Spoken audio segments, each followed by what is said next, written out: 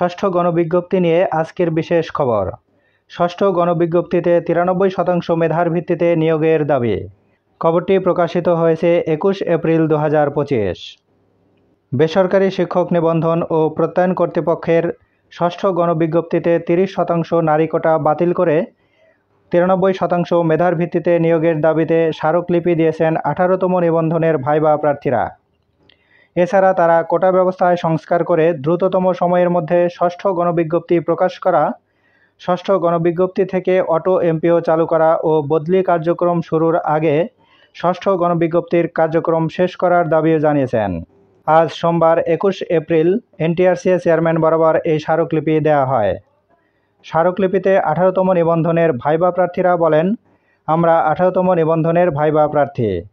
আপনি এনটিআরসি-এর চেয়ারম্যান অবগত আছেন যে বর্তমান বৈষম্য বিরোধী ছাত্র আন্দোলনের দাবির পরিপ্রেক্ষিতে সব চাকরিতে পূর্বের কোঠা পদ্ধতি সংস্কার হয়েছে, কিন্তু দুর্ভাগ্যজনক হলেও সত্য যে 2024 পরবর্তীতে নতুন বৈষম্যহীন বাংলাদেশে এখনও বেসরকারি স্কুল, কলেজ, মাদ্রাসা ও কারিগরিতে 30% কোটা বহাল রেখে ষষ্ঠ গণবিজ্ঞপ্তির জন্য প্রতিষ্ঠান কর্তৃক শূন্য পদের চাহিদা সংগ্রহ করা হয়েছে, যা স্পষ্টত নতুন করে বৈষম্য তৈরি করছে।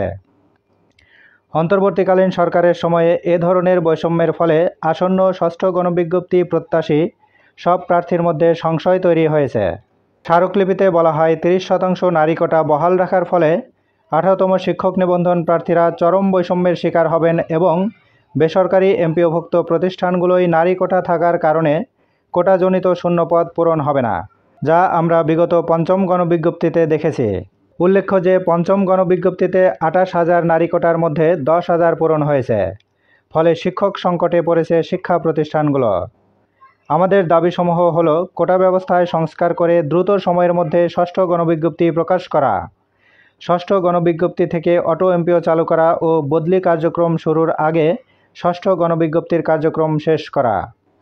ভাইবা প্রার্থীরা বৈষম্যহীন বাংলাদেশ বিনির্মাণে বেসরকারি স্কুল, কলেজ, মাদ্রাসা ও কারিগরি প্রতিষ্ঠানে 30% নারী কোটা সহ সব কোটা বাতিল করে 93% মেধার ভিত্তিতে ষষ্ঠ গণবিজ্ঞপ্তিতে বেসরকারি শিক্ষা প্রতিষ্ঠানে শিক্ষক নিয়োগের দাবি জানিয়েছেন।